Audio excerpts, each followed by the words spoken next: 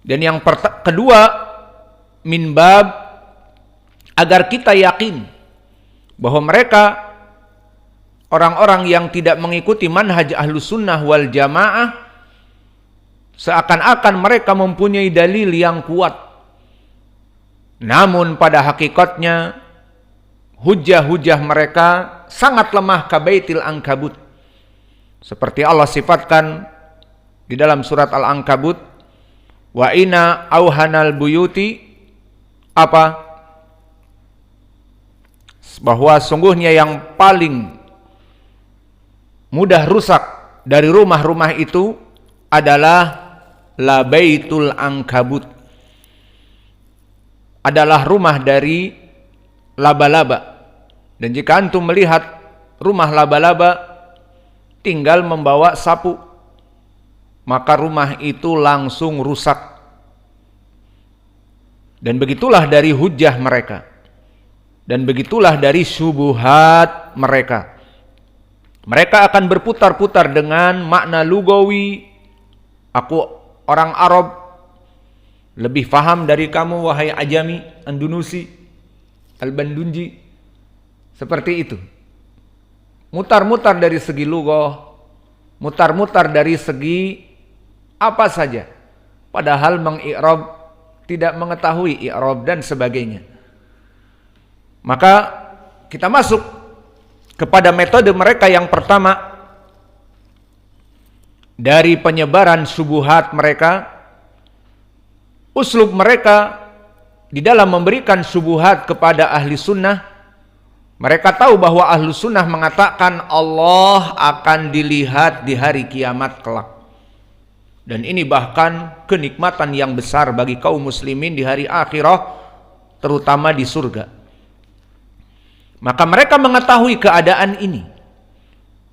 Lalu bagaimana cara mereka memasukkan pemikiran kesesatan mereka yang mengatakan bahwa Allah tidak akan pernah dilihat di hari akhirah? Al-uslub banyak sekali. Maka kita masuk kepada al-uslubul awal. Metode yang pertama, mu'aradatu sunnah bil Quran. Maka mereka akan membenturkan sunnah dengan Al-Quran. Kaifa hada? Bagaimana ini? Maksudnya, ahlu sunnah akan berdalil misalnya dengan hadis-hadis, dan ini kekuatan ahlu sunnah. Maka kami di saat nikos, terutama kita alhamdulillah murid dari Syekh Muqbil Muhaddis, mengetahui sunnah. Maka kita hafal hadis-hadis, bahkan dengan sanad dan kedudukannya, dan man sahabiyu wa man akhrajah, dikeluarkan oleh siapa dan sahabatnya siapa, dan di sanadnya ada siapa kalau dhaif. Itu kebiasaan kita di khutbah, di ceramah, di dalam pembahasan masalah fikih, soal jawab, semuanya seperti itu. Dan mereka mengetahui modal ahli sunnah, terutama murid-muridnya Syekh Muqbil dididik dari ilmu hadis. Maka caranya bagaimana mematahkan hujah kita? Mu'aradatu sunnah bil Quran. Lihat cara mereka. Mereka mengambil ayat mutasyabih, ayat-ayat yang bisa diseret-seret kemana-mana, sebagai pendalilan. Cukup ini Quran, itu saja.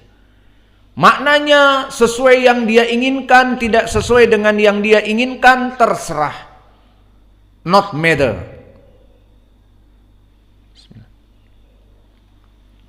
Yang penting ini Quran, ini kalamullah. Meskipun mereka tidak meyakini itu adalah kalamullah. Ini Al-Quran, lebih baik daripada sunnah. Itu yang diinginkan. Akhirnya mereka mengambil ayat apa saja. Maka di saat kita memberikan hadis-hadis, bahkan kama ja'a fi sahihain an Abi Sa'idin Al-Khudri, an Jarir ibni Abdillah, an Abi Hurairah, disebutkan sahabatnya, disebutkan dikeluarkan oleh siapa, bagi mereka hanya angin lalu. Kenapa? Mereka hafal satu Al-Quran yang sudah dia didik dulu, dijadikan subhat tentang Allah tidak bisa dilihat di hari akhirah. Ditumburkan semua pendalilan hadis-hadis dengan Al-Quran ini. Maka ini uslub yang pertama. Wahada aqwa ma ladaihim fi sadil qaul as-sadid. Maka ini adalah pendalilan yang paling kuat dari subuhat mereka untuk menafikan ucapan-ucapan ahli sunnah. Maka setiap kita menyebutkan hadis fi sahihain dibantah. Al-Quran lebih baik daripada hadis. Kemudian mendatangkan hadis yang lebih sakti lagi. Apa? Hadis mutawatir. Hadis bisa jadi muttafaqun alaih, hadis mutawatir, namun datang dari berbagai jalan. Maka dipukul juga dengan Al-Quran lebih baik daripada hadis. Maka ini dari uslub mereka yang pertama. Maka contohnya, di saat kita memberikan ahadis yang muttafaqun alaih, bahkan mutawatir, kita sebutkan riwayatnya, kita sebutkan dikeluarkan oleh siapa dan sahabatnya, mereka langsung membaca ayat Al-Quran dan yang mana maknanya pun tidak benar dari segi tafsir yang benar, maka mereka langsung menutup hadis-hadis kita dengan kafa biqaulillahi ta'ala. Cukup dengan ayat Al-Quran. Apa yang menjadi subhat ayat Al-Quran yang ma'ruf dari mereka? Pertama, surat di dalam Al-A'raf, lan tarani. Wahai Musa, kamu tidak akan pernah melihat aku. Ini yang pertama. Dan yang kedua di dalam surat Al-An'am, la tudrikuhul absar wa huwa yudrikul absar. Maka tidak ada dari mata-mata yang bisa melihat dia. Wa huwa yudrikul absar, tidak bisa meliputi dia, dan dia bisa melihat mata-mata. Maka mereka langsung berteriak, fala tu'aridul ahadits bil Qur'an. Tidak boleh menyelisih hadis-hadis melawan Al-Quran. Maka inilah dari keadaan berjidal dengan kelompok ahlul bid'ah. Dan kita di situ pada saat itu memang tidak ingin berjidal, kita hanya mengobati. Namun terus kita direngsek dengan pemahaman mereka bahwa Allah tidak pernah dilihat.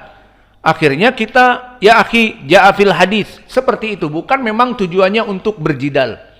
Tidak seperti mereka yang para mengaku salafiyin menerima tantangan jidal dari orang-orang yang memang tukang berjidal. Maka ini tidak disukai oleh as-salaf.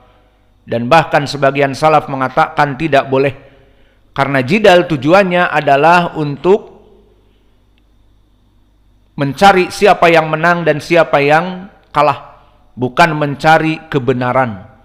Sehingga kelompok ahlul bid'ah di saat diajak berjidal mungkin tidak akan rujuk.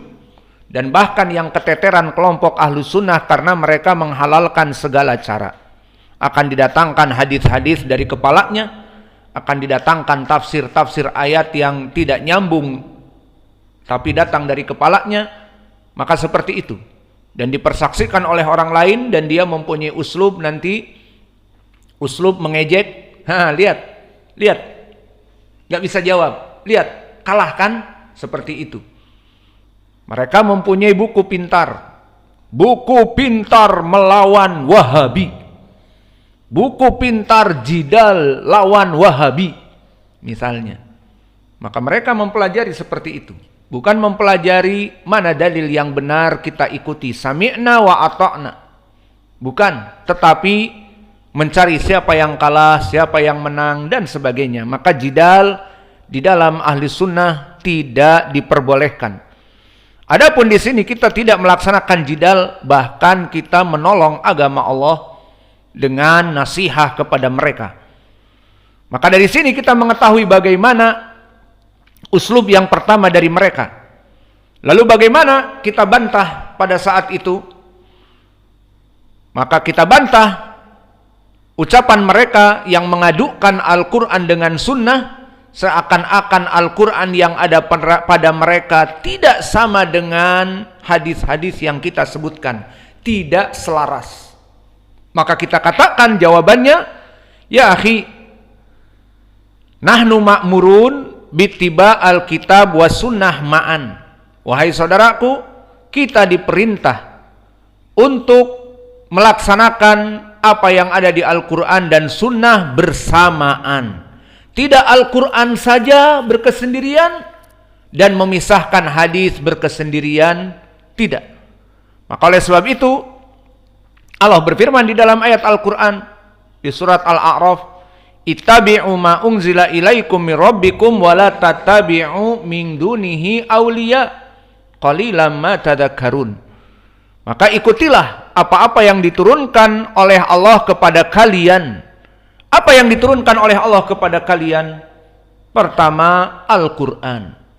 Kedua, As-Sunnah. Maka oleh sebab itu disebutkan oleh hadis dari Al-Miqdam Ibnu Ma'di Karb Al-Kindi bahwa Nabi Muhammad sallallahu alaihi wasallam telah bersabda, ala inni utitul kitaba wa mithlahu ma'ahu. Maka tidaklah aku ini, kata Nabi, utitul kitab, aku diberikan oleh Allah Alkitab, yakni Al-Quran, wa mithlahu ma'ahu, dan yang seperti Quran dengannya.